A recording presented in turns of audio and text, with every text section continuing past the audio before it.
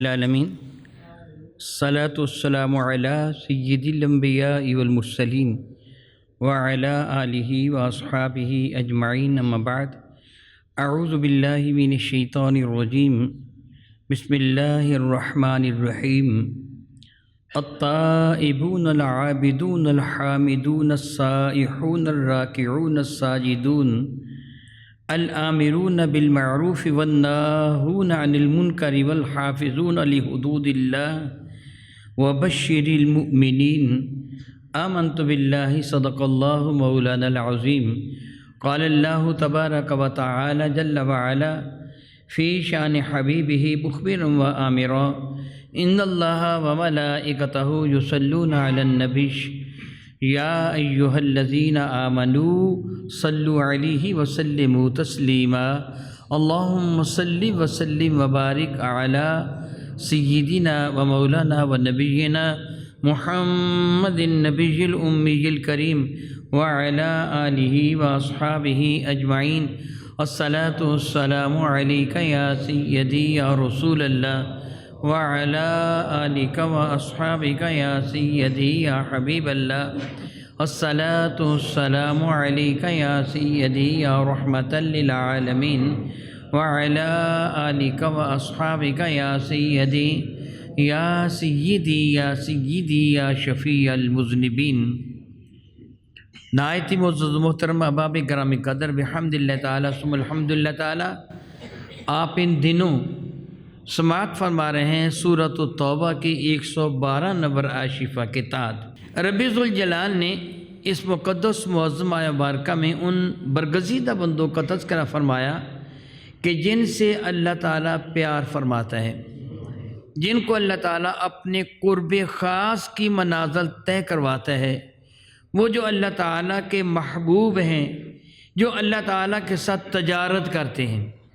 بظاہر یہ لفظ سخت سا معلوم ہوتا ہے کہ اللہ تعالیٰ کے ساتھ تجارت کرنا، کہ اللہ تعالیٰ بھی بیچتا اور خریدتا ہے۔ جی ہاں، میرا اللہ تعالیٰ یہی فرماتا ہے نا سورۃ التوبہ کی 111 نمبر آیت برکہ میں کہ ان اللہ اشتری من المؤمنین انفسهم واموالهم بان لهم الجنہ، کہ اللہ تعالیٰ نے ایمان والوں کی جانوں کو، ان کے مالوں کو خرید لیا، اس کے بدلہ میں اپنی رضا کے ساتھ اپنی جنت ان کو عطا فرما دی۔ یعنی پروردگار عالم جل وعلا گویا ان کی جانوں کا، ان کے مالوں کا خریدار ہے۔ یہ بالکل اسی طرح ہے جس طرح اللہ تعالیٰ ارشاد فرماتے ہیں کہ وَقْرُ اللَّهَ قَرْضًا حَسَنًا، اللہ تعالیٰ کو قرض حسنہ دو۔ معاذ اللہ کو اللہ تعالیٰ محتاج نہیں تم سے مانگ رہا ہے، مراد کیا ہے کہ جب تم اس کو راضی کرنے کے لیے، اس کی رضا کی خاطر، اس کی راہ میں اس کے بندوں پر خرچ کرو گے تو یوں سمجھو یہ اللہ تعالیٰ کے ذمہ کرم، اس طرح جس طرح قرض ہوتا ہے۔ رب کائنات اس کا کئی گنا بنا کر تم کو واپس عطا فرما دے گا، تم کو اپنی رحمتوں سے اور اپنی نعمتوں سے نواز دے گا۔ اس آیت مبارکہ میں اللہ تعالیٰ نے ان خوش بخت لوگوں کا تذکرہ فرمایا کہ جو اللہ تعالیٰ کے ہیں اور اللہ تعالیٰ ان کا ہے۔ ارشاد کرام قدر فرماتے ہیں وہ کون لوگ ہیں؟ تائبون، وہ توبہ کرنے والے ہیں، رجوع کرنے والے ہیں۔ اس موضوع پہ آپ سماعت فرما چکے ہیں۔ العابدون، وہ عبادت کرنے والے ہیں۔ عبادت کا معنی کیا ہے اور اس کے تقاضے کیا ہیں، مقاصد کیا ہیں، اس موضوع پہ بھی آپ سماعت فرما چکے ہیں۔ الحامدون، ہر حال میں اپنے رب کی حمد کرنے والے ہیں، آپ اس موضوع پہ بھی سن چکے ہیں۔ السائحون، وہ روزہ رکھنے والے ہیں، آپ نے اس موضوع پر بھی سماعت فرمایا۔ اور آج آپ پڑھیں گے الراکعون الساجدون، وہ رکوع کرنے والے ہیں اور سجدہ کرنے والے ہیں۔ اس سے مراد ہے وہ پابندی کے ساتھ نماز ادا کرنے والے ہیں۔ اگر ان دونوں کلمات مقدسہ میں سے کسی ایک کلمہ مبارکہ کا بھی ذکر کر دیا جاتا، مثلا راکعون کہہ دیا جاتا، ساجدون کہہ دیا جاتا، تو دونوں سے مراد نماز ہی ہے۔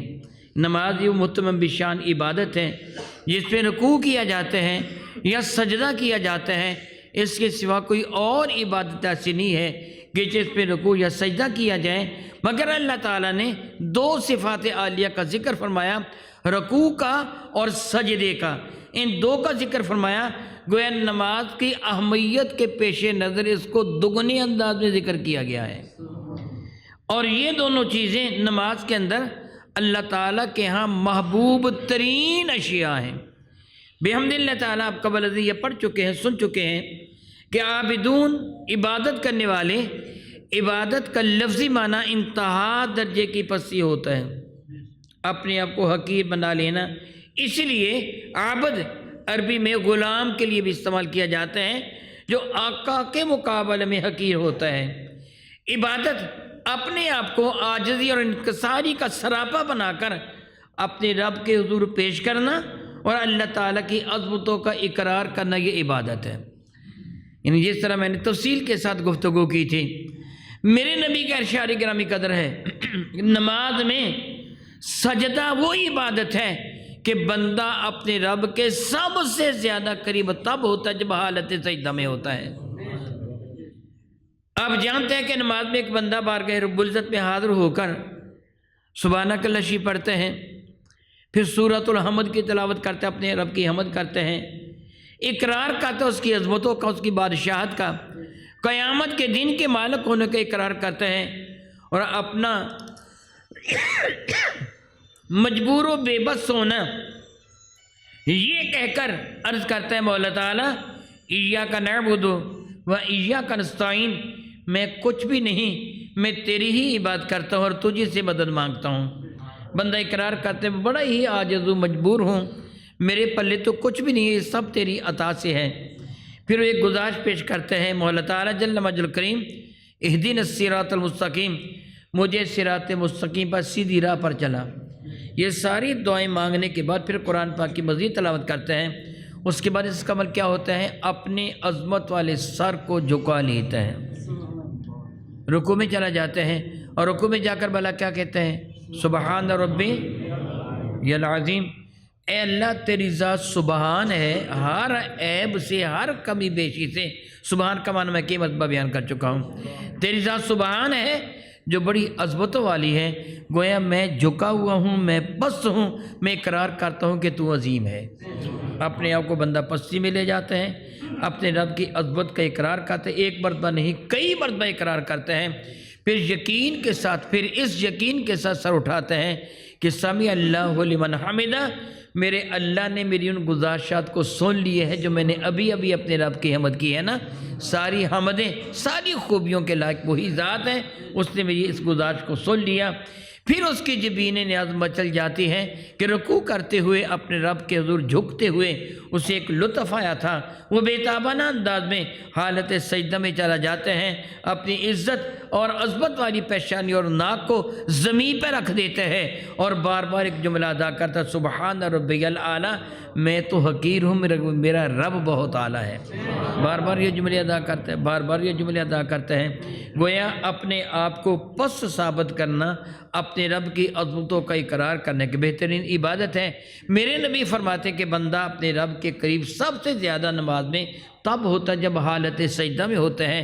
میرے نبی کا ارشاد ہے پھر تم خوب دعا کیا کرو سجدہ کے اندر، تمہارا رب تمہاری دعاؤں کو سنتا ہے جب تم حالت سجدہ میں دعا کرتے ہو۔ رب کائنات نے نماز کے دو اعلیٰ ترین ارکان کا ذکر رکوع اور سجدے کا فرمایا، وہ رکوع کرنے والے ہیں اور وہ سجدہ کرنے والے ہیں۔ قرآن مجید فرقان میں دوسری جگہ سورہ بقرہ شریف میں اللہ تعالیٰ کا ارشاد گرامی قدر ہے وَارْكَعُوا مَعَ الرَّاكِعِينَ، اور رکوع کرو رکوع کرنے والوں کے ساتھ، یعنی باجماعت نماز ادا کرو۔ گویا پھر ایک نماز پڑھنے والے کو اللہ تعالیٰ جل وعلا 25 سے لے کے 500 نمازوں کے برابر اضافی ثواب عطا فرما دیتے ہیں جب وہ بندہ رکوع و سجود کے ساتھ باجماعت نماز ادا کرتے ہیں۔ اللہ تعالیٰ جل وعلا کو محبوب ہے۔ پھر ذرا دیکھیے جتنے بھی ارکان اسلام ہیں، اسلام کے کتنے رکن ہیں؟ 5 رکن ہیں۔ میرے اور آپ کے کریمہ کا حضور رحمت عالم صلی اللہ علیہ وسلم نے سمجھانے کے انداز میں صحابہ کو فرمایا تھا تم نے کئی مرتبہ خیمہ لگایا۔ اس زمانہ میں خیمہ لگانے کا بڑا آسان اور سادہ طریقہ ہوتا تھا، ایک چٹائی جس کو نمدہ بنا کر اپنے سواری پر یعنی گھوڑے پر، خچر پر، اونٹ پر یا گدھے پہ ایک طے کر کے اس چادر، بڑی چادر کو رکھ لیا جاتا، اس کے اوپر سوار ہو جاتے اور جہاں کہیں ٹھہرنا ہوتا وہ چادر اتار کر زمین پر چٹائی کے طور پر بچھا لیتے۔ درمیان میں وہ موٹی بنائی ہوئی ہوتی، سائڈوں پر ذرا باریک ہوتی۔ جب خیمہ لگانا ہوتا تو درمیان میں ایک کھونٹا کھڑا کر دیتے، چاروں کونے وہ کھونٹوں کے ساتھ قلوں کے ساتھ باندھ دیتے، تو یہ ایک سادہ سا خیمہ بن جاتا۔ جس طرح چھتری ہوتی ہے ایسا خیمہ بن جاتا۔ یہ عرب کا بچہ جانتا تھا خیمہ لگانے کا طریقہ کیا ہے۔ کریم آقا کے سمجھانے کا انداز تھا، فرمانے لگے تم نے کئی دفعہ خیمہ لگایا؟ عرض کہ جی یا رسول اللہ علیہ السلام ہم نے خیمہ لگایا۔ فرمانے کہ اسلام کی مثال خیمہ سے سمجھو، جو درمیان والا ڈنڈا ہے جس نے خیمہ کو درمیان سے اٹھا رکھا ہے، میرے نبی فرمانے کہ وہ کلمہ طیبہ ہے۔ درمیان والا جو ڈنڈا ہے وہ کیا ہے؟ کلمہ طیبہ ہے۔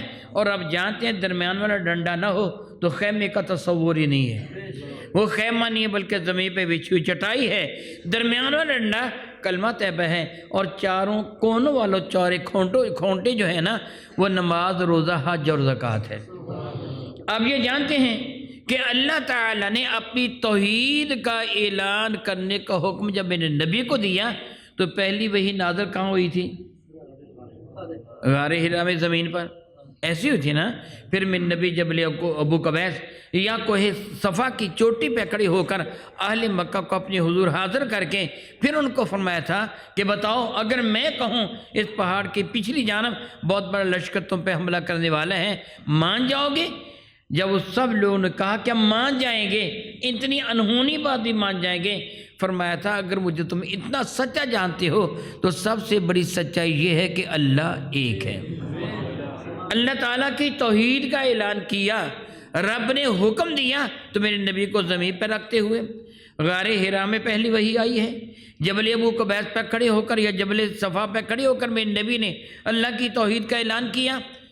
مدینہ طیبہ جب میرے نبی تشریف لے گئے، یاد رکھیے جب تک میرے کریم آقا معراج میں نہیں گئے تھے ایمان والوں کے لیے صرف اور صرف کلمہ طیبہ کافی تھا۔ وہ اللہ تعالیٰ کی توحید کا اقرار کر دیں، میرے نبی کی رسالت کا اقرار کر لیں، بس ان دونوں چیزوں کا لا الہ الا اللہ محمد رسول اللہ، ان چیزوں کے اقرار کا نام ہی ایمان تھا، اور کلمہ طیبہ ہی بس یہ تھا، اس کے سوا کوئی بھی عبادت نہیں۔ جب معراج کی شب میرے کریم آقا واپس آئے ہیں تو نمازوں کا تحفہ لے کے آئے، پھر نمازیں فرض ہو گئیں۔ زکوٰۃ مدینہ طیبہ سن 2 ہجری میں فرض ہوئی ہے، روزے مدینہ طیبہ میں سن 2 ہجری میں فرض ہوئے ہیں، حج اکثر علماء کے نزدیک سن 6 ہجری میں فرض ہوا ہے، اس سے پہلے یہ نہیں تھے۔ یہ جتنے احکامات ملے ہیں زمین پہ رکھتے ہوئے ملے ہیں، گویا کلمہ طیبہ بھی زمین پہ رکھتے ہوئے حکم دیا، حج کا بھی زمین پہ رکھتے ہوئے حکم دیا، روزے کا بھی زمین پہ رکھتے ہوئے حکم دیا، زکوٰۃ پر بھی زمین پہ رکھتے ہوئے حکم دیا، لیکن نماز کا حکم جا دینا تھا میرے نبی کو عرش پر بلا لیا، یعنی باقی عبادات کا حکم زمین پر دیا اور نماز کا حکم آسمانوں پر بلا کر دیا ہے۔ اور جس قدر اہتمام نماز کے لیے فرمایا گیا اتنا اہتمام باقی عبادت کے لیے نہیں فرمایا گیا۔ آپ جانتے ہیں کہ جب رب کائنات نے میرے کریم آقا کو معراج کا تحفہ نماز کی شکل میں عطا فرمایا تھا تو کتنی نمازیں تھی بھلا؟ 50 نمازیں تھیں۔ پھر سیدنا موسیٰ کلیم اللہ سے ملاقات ہوئی، میرے کریم آقا کا آنا جانا ہوا، بارگاہ رب العزت میں معروضات پیش کی تو پروردگار نے اپنی شان کریمی کے لائق 45 نمازوں کو معاف فرما کے 5 عطا فرما دیں۔ ایسے تھا نا کس وعدہ کے ساتھ عطا فرمائی، اے محبوب مکرم علیہ السلام میں جو فیصلہ فرما لیتا ہوں پھر اس کی مخالفت نہیں کیا کرتا، یعنی اسی پہ عمل ہوتا ہے۔ اے محبوب تیری امت پڑے گی 5 مگر میں ثواب 50 کا عطا فرماؤں گا۔ یہ اللہ کا کرم ہوا، اللہ تعالیٰ کی رحمت ہوئی۔ کس قدر محترم بشان عبادت ہے یہ نماز۔ رب ذوالجلال کو ایمان والوں کا آپس میں پیار اور محبت کا سلوک کرنا بڑا ہی پسند ہے، بڑا ہی پسند ہے، بڑا ہی پسند ہے۔ میرے کریم آقا نے ایک واقعہ ارشاد فرمایا کہ بنی اسرائیل کے زمانہ میں رب کائنات ایک شخص کو کسی راہ پہ کھڑا کر دیا، جس راستے سے کوئی شخص ایمان والا گزرنے والا تھا، یہ فرشتہ وہاں ایک انسانی شکل میں کھڑا ہو گیا۔ یہ واقعہ کسی حقائق کی کتاب میں نہیں لکھا، صحیح حدیث مبارکہ میں ہے، میرے نبی نے بیان فرمایا۔ ارشاد گرامی قدر فرمایا جب فرشتہ اس کے قریب سے گزرنے لگا تو اس بندے کو فرشتے نے روک لیا۔ جب بندہ اس فرشتے کے قریب سے گزرنے لگا تو اس بندے کو فرشتے نے روک لیا، بھی ٹھہر جاؤ، وہ بندہ رک گیا، فرشتہ انسانی شکل میں تھا، شخص ہی معلوم ہو رہا تھا، یہ بندہ رک گیا۔ اس نے پوچھا بھائی کیا کام ہے تجھے مجھ سے؟ تو اس فرشتے نے جو انسانی شکل میں تھا کہنے لگا مجھے بتا تو کہاں جا رہا ہے؟ اس آدمی نے بتایا کہ میں اپنے ایمان والے بھائی کو ملنے کے لیے جا رہا ہوں، یعنی وہ ایمان والا میرا بھائی ہے، مجھ سے ملنے کے لیے جا رہا ہوں۔ تو فرشتے نے سوال کیا کیا تیرا اس کے ساتھ کوئی رشتہ ناتا ہے جو جا رہا ہے؟ بیٹے بیٹی کی شادی بیاہ کرنا یا تو نے اپنی شادی بیاہ کرنا، کس لیے جا رہا ہے؟ کہنا جی کوئی ایسا معاملہ نہیں ہے۔ پوچھا اس کے ساتھ کوئی تجارت کرنا ہے، کوئی لین دین وغیرہ کرنا ہے، اس لیے جا رہا ہے؟ وہ کہنے لگا نہیں اس لیے بھی نہیں جا رہا۔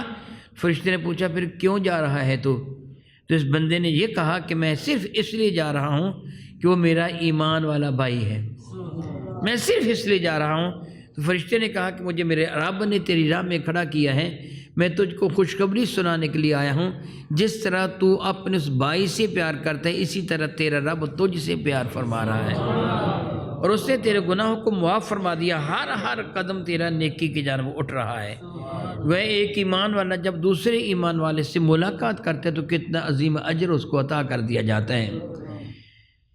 میرے کریم آقا کے ارشاد گرامی قدر آپ نے بہت مرتبہ سنا کہ صدقہ سے بلائیں ٹل جاتی ہیں، رد ہو جاتی ہیں، اور صدقات رد البلا، صدقات سے بلائیں ٹل جاتی ہیں، رد ہو جاتی ہیں۔ غربا نے یہ خیال کیا کہ عمرا تو صدقات و خیرات دیں گے، ان کا درجہ تو مال و دولت خرچ کرنے کی وجہ سے بڑھ جائے گا، ہم غریبوں کے ایک وقت کی روٹی میسر نہیں، ہم کسی کو کیا دیں گے، ہمیں تو اجر نہیں ملے گا، ہمیں تو ثواب نہیں ملے گا۔ کریم آقا نے نگاہ کرم فرمائی، میرے نبی نے ارشاد فرما دیا جب تم دو مسلمان آپس میں ملو تو مسکرا کر مل لینا، اللہ تعالیٰ صدقہ کے برابر ثواب عطا فرما دیں گے۔ اللہ اکبر، یا رسول اللہ، یا رب کائنات میں صدقہ کے برابر ثواب عطا فرما دے گا جب دو ایمان والے آپس میں محبت کے ساتھ ملتے ہیں، اپنے ہاتھوں کو ملاتے ہیں، تو میرے نبی فرماتے ہیں اس کے صدقہ سے رب کائنات ان کے گناہوں کو جھاڑ دیتا ہے، اللہ تعالیٰ اپنی رحمتوں کا نزول عطا فرما دیتے ہیں۔ میرے نبی فرماتے ہیں خیر الناس من ینفع الناس، انسانوں بہترین انسان وہ ہے جس سے دوسرے انسانوں کو فائدہ پہنچے۔ اسلام نے حقوق العباد پر بڑا زور دیا، بڑا زور دیا، بڑا زور دیا، بلکہ میرے کریم آقا تاجدار ارب و جم شفیع معظم رحمت عالم کا ارشاد گرامی قدر ہے سبحان اللہ و بحمدہ۔ حقوق العباد کے سلسلہ میں آپ بہت اچھی طرح جانتے ہیں قریب ترین انسان کے سب سے زیادہ عزت و عظمت کے لائق اس کے ماں باپ ہوتے ہیں۔ میرے نبی نے ارشاد میں والدین کا چہرہ محبت سے دیکھنے والے کو حاجی کے برابر اللہ ثواب عطا فرما دے گا۔ کتنا درجہ ہے کہ انسان کا انسان سے محبت کرنا، اس کے ساتھ پیار کرنا، اس کے ساتھ تعاون کرنا۔ اسلام دین فطرت ہے، یہ چاہتا ہے کہ سارے مسلمان آپس میں متحد اور متفق رہیں، بھائی بھائی بن کے رہیں۔ میرا اللہ فرماتا واعتصموا بحبل اللہ جمیعا ولا تفرقوا، خبردار سارے کے سارے مل کر اللہ کی رسی کو مضبوطی کے ساتھ تھام لو، یہ تفرقہ بازی نہ کرو، اللہ کو پسند نہیں۔ اللہ کو پسند کیا ہے؟ آپ جانتے ہیں تنہا نماز پڑھنے والا نماز پڑھے گا تو اللہ تعالیٰ سے ایک نماز کا ثواب عطا فرماتا ہے، باجماعت پڑھے گا 25 نمازوں کے برابر، 27 نمازوں کے برابر، 500 نماز کے برابر اللہ تعالیٰ ثواب عطا فرما دیتا ہے۔ یہ اضافی ثواب کیوں دیتا ہے؟ دراصل ایک ترغیب ہے کہ تم باجماعت اکٹھے ہو کر نماز پڑھا کرو، ایک ترغیب دینے کا انداز ہے کہ میں اتنا تمہیں اجر عطا فرما دوں گا۔ اسلام اجتماعیت کا، محبت اور پیار کا مذہب ہے، ایک دوسرے کے احترام کا مذہب ہے۔ حکم دیا پرائمری سطح پر ایک دن میں 5 مرتبہ محلے کی مسجد میں تم مسلمان جمع ہو جایا کرو، ایک دوسرے کے ساتھ قریب قریب کھڑے ہو کر نماز ادا کیا کرو، درمیان میں فاصلہ نہ رکھا کرو۔ میرے کریمہ کا نماز سے پہلے اعلان فرماتے تھے استووا سووا صفوفکم ان تسویۃ الصفوف من اقامت الصلاۃ، اپنی صفوں کو برابر کر لو۔ صفوں کا برابر درست کرنا نماز کے لیے بہت ہی ضروری ہے۔ ارشاد فرماتے ہیں سد الخلل، جو درمیان میں تھوڑے بہت فاصلے ہیں ان کو ختم کر کے قریب قریب کھڑے ہو جاؤ۔ میرے نبی نے یہاں تک فرمایا تھا ایمان والو قریب قریب ہو کے کھڑے ہو جاؤ، تم جدا جدا ہو گئے اللہ تعالیٰ تمہارے دلوں میں جدائی پیدا کر دے گا۔ قریب قریب ہو جائے، محبتوں میں اضافہ ہو جائے گا، پیار میں اضافہ ہو جائے گا۔ پرائمری سطح پر ایک دن میں 5 مرتبہ اکٹھے ہوا کرو، مڈل سطح پر جمعے کے دن جامع مسجد میں اس سارے علاقہ کے لوگ اکٹھے ہو جایا کرو، عید کے دن ہائی سطح پر پوری بستی کے لوگ اکٹھے ہو جایا کرو، اور حج کے موقع پر انٹرنیشنل سطح پر سارے ایمان والے اکٹھے ہو جایا کرو۔ اکٹھے ایمان والوں پر رب کریم کی رحمت کا ہاتھ ہوتا ہے۔ بلکہ میرے نبی فرماتے ہیں جب تم سفر پر روانہ ہو تو با جماعت روانہ ہوا کرو۔ با جماعت سے مراد کیا ہے؟ کسی شخص کو اپنا امیر بنا لیا کرو۔ اگر تم سفر میں کسی کو اپنا امیر بنا لیا، 2 ہو تو ایک کو اپنا امیر بنا لو، دوسرا اس کا ماتحت ہو جائے۔ میں نبی فرماتے پھر تم پہ کیا ہوگا؟ اللہ کی رحمت کا ہاتھ آ جائے گا۔ اسلام وہ عظمت والا مذہب ہے جس نے اجتماعیت کا حکم دیا، اس نے جدا جدا ہونے بکھیرنے کا نہیں، اکٹھے ہونے کا حکم دیا ہے۔ اور نماز اکٹھے ہونے کا ایک بہترین عمل ہے، ایک بہترین ذریعہ ہے۔ ایک دن میں 5 مرتبہ احباب کے ساتھ ملتے ہیں، ایک دوسرے کے دکھ درد میں بندہ شریک ہوتا ہے، ایک دوسرے کی خیریت افر کرتا ہے، محبتوں میں اضافہ ہوتا ہے۔ نماز ایک محترم بشان عبادت ہے۔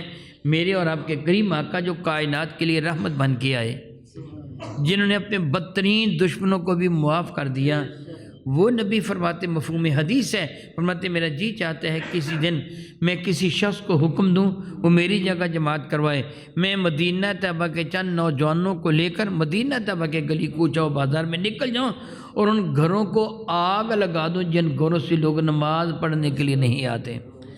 میں نبی کتنے ناراض ہے جو بلا وجہ جماعت کو ترک کرنے والا ہے، بلا وجہ جماعت کو چھوڑنے والا۔ تو رب نے فرمایا تم رکوع کرو، رکوع کرنے والوں کے ساتھ یعنی با جماعت نماز ادا کیا کرو۔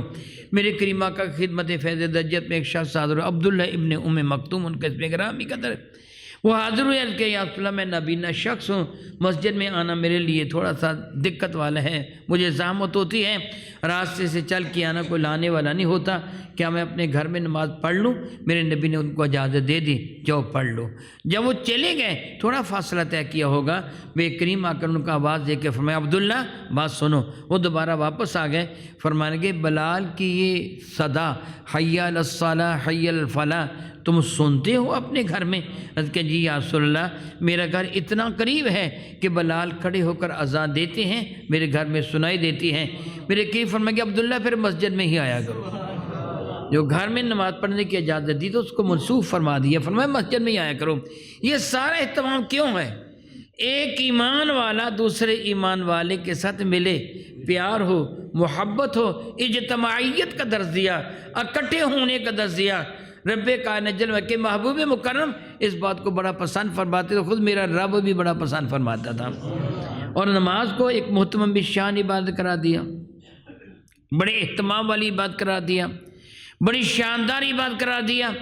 بلکہ جو نماز کے مبادیات ہیں، جو نماز کے شروع میں ہم نماز شروع کرنے سے پہلے عمل کرتے ہیں، میرے کریم آقا رسول عربی شفیع معظم رحمت عالم صلی اللہ علیہ وسلم سیدنا عثمان غنی سے اس کو روایت کرتے ہیں۔ واقعہ کو یوں ہوا تھا، میرے نبی صلی اللہ علیہ وسلم کے دنیا سے تشریف لے جانے کے بعد سیدنا عثمان غنی رضی اللہ تعالیٰ نے ایک دن صبح تہجد کے وقت اپنے غلام کو بلایا۔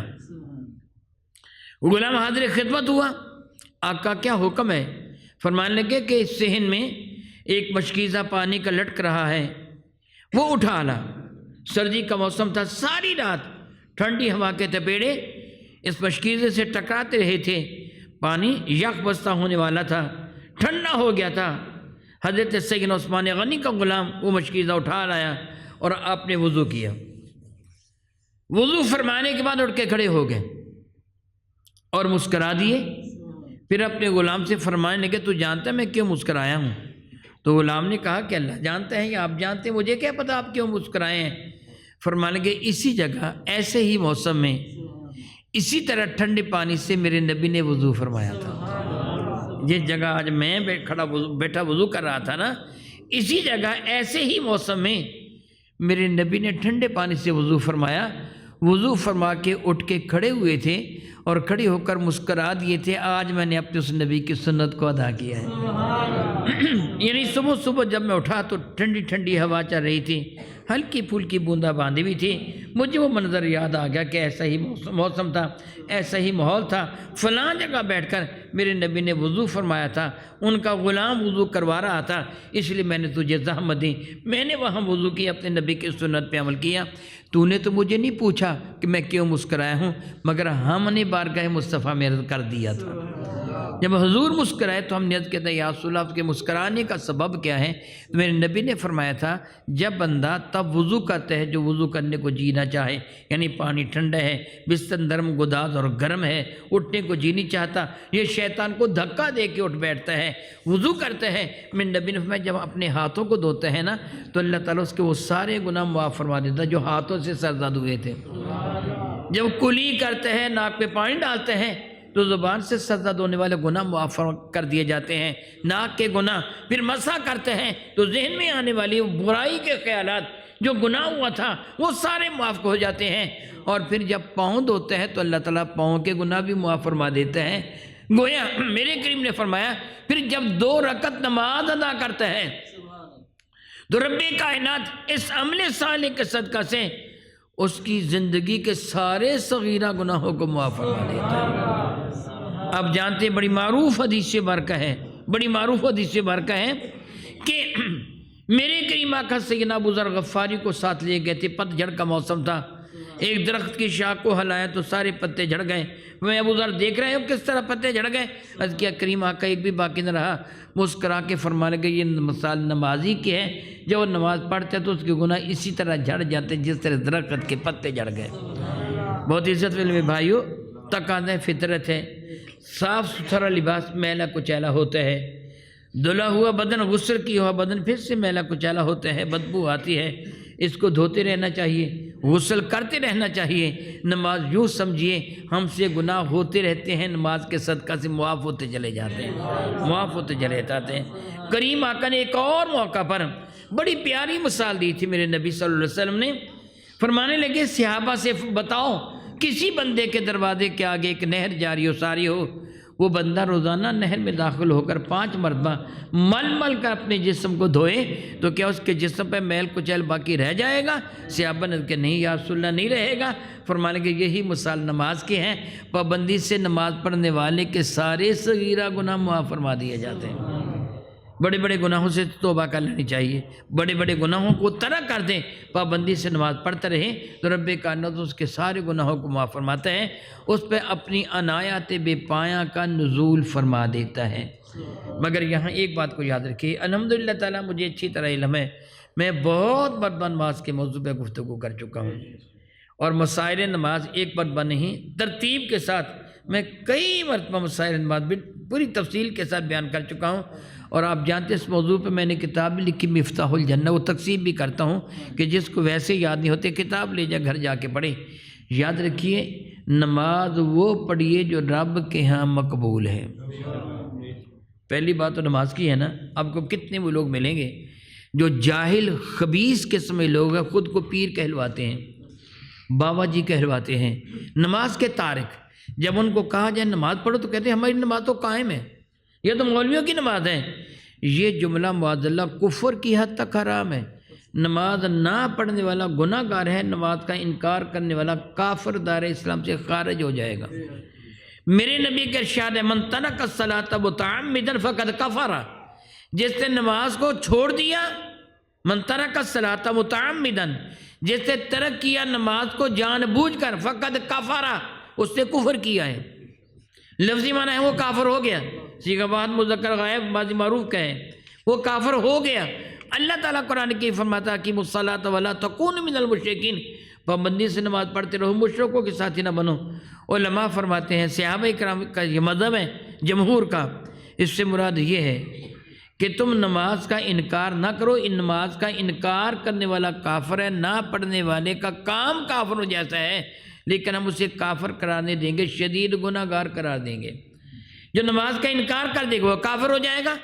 تو معاذ اللہ تعالیٰ نماز کا انکار کرنے والا خود کو کچھ بھی کیوں نہ کہلائے، ان کا مرتد ہوگا، حکومت وقت اسے گرفتار کرے گی. اگر وہ نماز کا انکار کرے تو اس کو قتل کر دیا جائے گا، مرتد واجب القتل، اس کا نکاح بھی ختم ہو گیا. مسلمان بھی نہ رہا۔ معاذ اللہ تعالیٰ معاذ اللہ تعالیٰ، یہ نماز کون سی نماز ہے؟ میرے نبی نے جب صحابہ سے فرمایا تھا اقیموا الصلاۃ، اللہ کا حکم ہے نماز قائم کرو، تو صحابہ نے عرض کیا یا رسول اللہ کیسے نماز پڑھیں؟ کیفا اصلی، مولا تعالیٰ یا کیفا نصلی، میں یا ہم کیسے نماز پڑھیں؟ تو میرے نبی کا جواب تھا صلو کما رأیتمونی اصلی، مجھ مصطفیٰ کو دیکھو جیسے جیسے میں پڑھوں ایسے تم پڑھ لینا۔ تو میرے نبی نے یہ رکوع و سجود والی نماز پڑھ کے دکھائی تھی۔ کہنا جی یہ کوئی نماز نہیں، ہماری نماز قائم ہے، معاذ اللہ یہ جملے کفر یا جملے ہیں۔ جس طرح میرے نبی نے نماز پڑھی اسی طرح نماز پڑھیں۔ میں نے یہ کہا تھا ابھی تھوڑی دیر پہلے کو نماز وہ پڑھیں جو مقبول ہو۔ میرے نبی تشریف فرما تھے، مسجد نبی شفا کا بڑا پیارا پیارا ماحول ہے۔ ایک صاحب ظاہر وہ صحابی تھے، حاضر ہوئے، نماز ادا کی۔ نماز ادا کرنے کے بعد بارگاہ بے کس پناہ میں حاضر ہوئے تو میرے کریم آقا کو سلام عرض کیا، حضور نے سلام کا جواب دے کے فرمایا جا کے نماز ادا کر۔ وہ بندہ واپس پلٹ گیا، جا کے نماز ادا کی۔ پھر حاضر خدمت ہوا، سلام عرض کیا، میرے کریم نے سلام کا جواب دے کے فرمایا جا کے نماز ادا کر۔ وہ پھر پلٹ گیا، جا کے نماز ادا کری۔ تیسری یا چوتھی مرتبہ جب میرے نبی نے اس کو واپس لوٹایا تو اس نے کہا یا رسول اللہ مجھے اللہ کی قسم جیسے آپ کو سچا نبی بنا کے بھیجا، آپ بتائیں میں کیسے نماز پڑھوں؟ یعنی مجھے تو ایسے ہی پڑھنی آتی ہے جس طرح میں نے پڑھی ہے۔ پھر میرے نبی نے اسے یہ نہیں فرمایا کہ اپنے ہاتھوں کو اٹھا، کانوں تک اٹھا یا کندھوں تک اٹھا، پھر ناپ پر باندھ لے یا سینے پہ باندھ لے، نہیں فرمایا۔ یہ نہیں فرمایا کہ سبحانک اللہ شیف پڑھ، یہ نہیں فرمایا پھر تعوذ پڑھ، تسبیح پڑھ، پھر سورۃ الحمل پڑھ، نہیں یہ کچھ نہیں فرمایا۔ رکوع میں تسبیح کر، کچھ نہیں فرمایا، بلکہ میرے کریم آقا نے ارشاد کریم قدر فرمایا اور سن جب تو نماز پڑھنے کے لیے کھڑا ہونا تو اتنی دیر تک کھڑا رہا کر کہ تجھے پوری تسلی ہو جائے۔ قرآن پاک کی تلاوت کرنے کے لیے تو کھڑا ہوتا نا، اتنی دیر تک کھڑا رہے کہ تجھے پوری تسلی ہو جائے۔ پھر رکوع میں سر جھکا، اتنی دیر تک رکوع میں رہ کے تجھے پوری تسلی ہو جائے۔ پھر رکوع سے سر اٹھا کر سیدھا کھڑا ہو جا، اتنی دیر تک سیدھا کھڑا رہے کہ تجھے پوری تسلی ہو جائے۔ پھر سجدہ میں سر رکھ، اتنی دیر تک حالت سجدہ میں رہے کہ تجھے پورا اطمینان ہو جائے۔ پھر سجدہ سے سر اٹھا کر بیٹھ جا، جب تک مکمل اطمینان نہ ہو دوسرے سجدہ میں نہ جا۔ پھر دوسرے سجدہ میں سر رکھ، جب پورا اطمینان ہو جائے پھر سجدہ سے سر اٹھا۔ اللہ کے بندے اس طرح نماز ادا کر۔ یہ تیز رفتاری سے کی گئی نماز ادا نہیں ہوتی بلکہ مردود ہو جاتی ہے۔ اللہ تعالیٰ وہ نماز تیرے منہ پہ نہیں مارتا ہے۔ قرآن کی فرماتا ہے فویل للمصلین الذین عن صلاتہم ساہون، جہنم کی وادی ویل ان نمازیوں کے لیے ہے جو اپنی نمازوں میں غور نہیں کرتے، جو نمازوں کو معاذ اللہ تعالیٰ برباد کرتے ہیں، نمازوں سے غافل ہیں، ان کے لیے جہنم ہے۔ یعنی ایسے لوگوں کو جہنم میں ڈالا جاتا ہے۔ تو کیا فائدہ ہوگا تو نماز بھی پڑھے مگر پھر بھی جہنمی بن جائے؟ تو ذرا سوچو جو سرے سے نہیں پڑھتے ان کا حال کیا ہوگا، ان کے ساتھ رب کائنات کا سلوک کیا ہوگا؟ وقت کم ہوتے ہیں، میں سورہ مدثر شریفہ کی چند آیات مبارکہ کا ترجمہ آپ کو عرض کرتا ہوں، سنیے۔ جو نماز کا تارک ہے، نماز نہیں پڑھتا، رب کائنات جل وعلا اس کا حشر کیا فرماتا ہے۔ مگر اس سے قبل میں ایک بات آپ کو احساس دلانے کے لیے عرض کرتا ہوں، تقاضۂ فطرت ہے، میں بھی اپنے والدین کی عزت کرتا ہوں، احترام کرتا ہوں، عقیدت ہے، محبت ہے میرے دل میں بھی، آپ کے دل میں بھی ہوگی، ایسے ہے کہ نہیں؟ سارے کرتے ہو محبت، تو پھر سارے بتا دو۔ والدین کی محبت دل میں ہے، بہن بھائیوں کی محبت ہے، بیوی بچوں کی محبت ہے، میرے دل میں بھی ہے۔ یہ تقاضۂ فطرت ہے، جانور بھی اپنی اولاد سے پیار کرتا ہے، تقاضۂ فطرت ہے۔ میں یہ تصور نہیں کر سکتا، میں یہ سوچوں بھی تو معاذ اللہ تعالیٰ میری حالت غیر ہو جائے گی کہ کوئی دہشت گرد آئے، میری ماں، میرا باپ، میری بہنیں، میرے بھائی، میرے عزیز و اقربا، رشتہ دار، احباب، بیوی بچے بیٹے ہوں، وہ آئے ان کو پہ پٹرول چھڑک کے آگ لگا کے بھاگ جائے، میں برداشت ہے؟ آپ کرتے ہیں؟ پھر اللہ کا یہ حکم مان لیجیے، میرا اللہ فرماتا کو انفسکم واہلیکم نارا، اپنے آپ کو اپنے گھر والوں کو جہنم کی آگ سے بچا لو۔ وقودھا الناس والحجارہ، جس کے اندر انسان اور پتھر ہیں۔ خدا نخواستہ اللہ نہ کرے کسی کے گھر میں کسی مرد یا عورت کو آگ لگ جائے، وہ چولہا جلا رہا تھا یا جلا رہی تھی، قریب کھڑا ہونے کی وجہ سے آگ لگ جائے، تو گھر کے دوسرے افراد تماشا دیکھیں گے یا آگ بجھائیں گے؟ آگ بجھائیں گے نا۔ دنیا کی آگ تو اس ہلاکت میں نہیں ڈالتی جو جہنم کی آگ ڈالتی ہے۔ تو دنیا کی آگ کو بجھانے کے لیے تو کرتا ہے، شور مچا دیتا ہے، بھاگ دوڑ کرتا ہے۔ تو جس طرح تو دنیا آگ سے بچاتے، اس سے کہیں زیادہ جہنم کی آگ سے بچا۔ سنیے سورہ مدثر شریفہ میں رب کائنات کے ارشاد گرامی قدر کیا ہے۔ یہ سورہ مدثر کی 38 نمبر آیا برکہ ہے۔ میرا اللہ ارشاد فرماتے ہیں کل نفس بما کسبت رہینہ، ہر جان اپنی کرتوتوں کے اعتبار سے گروی ہے، رہن رکھی ہوئی ہے۔ رہن آپ جانتے ہیں کہ کوئی چیز آپ کسی کو دے کر اس کے بدلہ میں کوئی شے لیتے ہو، اس وعدہ پر کہ یہ چیز تجھے واپس لوٹا کر میں اپنی اصل چیز لے جاؤں گا، اس کو گروی رکھنا، یہ رہن رکھنا کہتے ہیں۔ ہر جان اپنے اعمال کے اعتبار سے رہن ہے۔ نیکی کرنے والا جنت میں چلا جائے گا، بدلہ یہ ملے گا، بدی کرنے والے کا ٹھکانہ جہنم میں ہوگا۔ کل نفس، ہر جان، یہ آیات برکہ جن کی میں آپ کو یہ ترجمہ و تفسیر سنا رہا ہوں، یہ کس سورت کی ہیں؟ اور آیات برکہ نمبر 38 سے لے کر اب 44 تک ان آیات برکہ کا گھر جا کر ترجمہ کریں۔ بلکہ میں آپ کو ترغیب دوں گا اپنے بہن بھائیوں کو، اپنے والدین کو، اپنے بیوی بچوں کو بٹھا کر اس کا ترجمہ ان کے سامنے ذکر کریں، ان کو بتائیں۔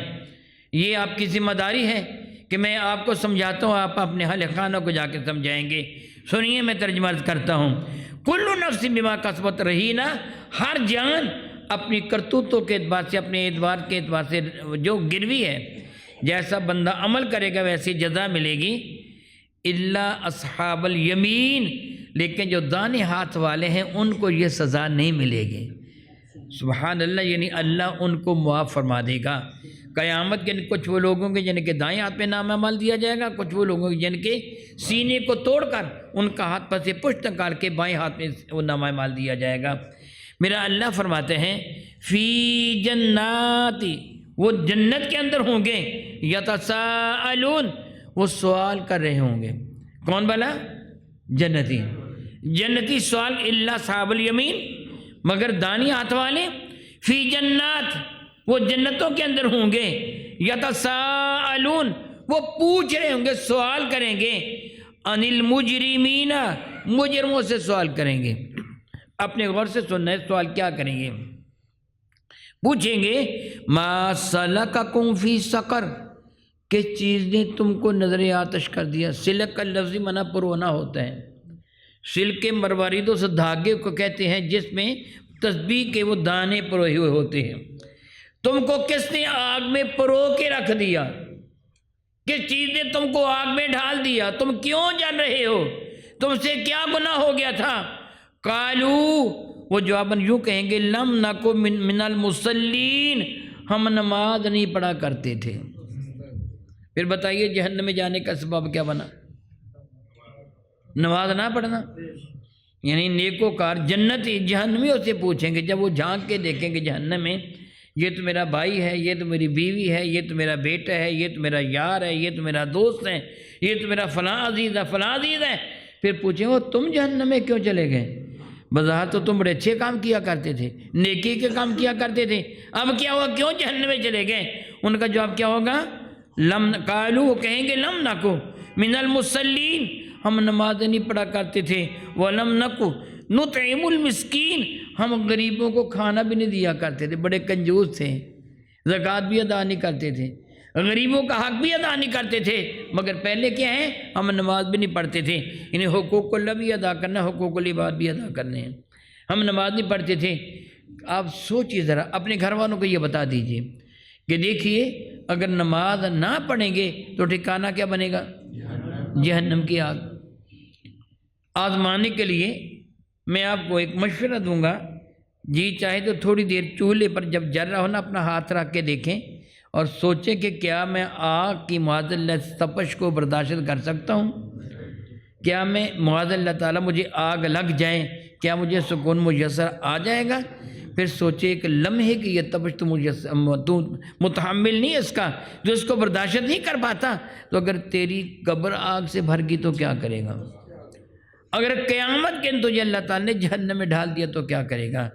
تھوڑی سی مشقت، تھوڑی سی محنت، لیکن اللہ کا تجھے قرب عطا کر جائے گی، اللہ تعالیٰ کی رحمتیں تیرے شامل حال ہو جائیں گی۔ اس لیے خود بھی نمازی بن جائیے، اپنے گھر والوں کو بھی نمازی بنا دیجئے، پھر کیا ہوگا؟ آپ کا یہ عمل اللہ کو اتنا پیارا ہے کہ میرا اللہ آپ کو اپنا محبوب بنا لے گا۔ میرے نبی نے خبر دی ہے کہ اللہ تعالیٰ فرماتے ہیں میں فرائض جو اپنے بندوں پہ فرض کیے ہیں، جب وہ بندے ان کو ادا کرنے کے بعد نوافل ادا کرتے ہیں، وَمَا يَزَالُ عَبْدِي يَتَقَرَّبُ إِلَيَّ بِالنَّوَافِلِ حَتَّى أَحْبَبْتُهُ، جب بندہ فرائض ادا کرنے کے بعد کثرت سے نوافل پڑھتا ہے، میرا اللہ فرماتے ہیں میں اس کو اپنا محبوب بنا لیتا ہوں، میں اس کو اپنا پیارا بنا لیتا ہوں۔ اگر آپ چاہتے ہیں کہ آپ اللہ کے پیارے ہو جائیں، آپ کے گھر والے اللہ کے پیارے ہو جائیں، پھر آپ کو عمل کیا کرنا ہوگا؟ خود کو گناہوں سے بچانا ہوگا، نماز پڑھنی ہوگی، صرف فرائض نہیں بلکہ نوافل کو بھی ادا کرنا ہوگا۔ دعا کرتا ہوں کہ رب کائنات پھر نبی کے صدقہ سے آپ کو اور مجھے عمل کی توفیق عطا فرمائیں، آمین ثم آمین، وآخر دعوانا ان الحمد للہ رب العالمین۔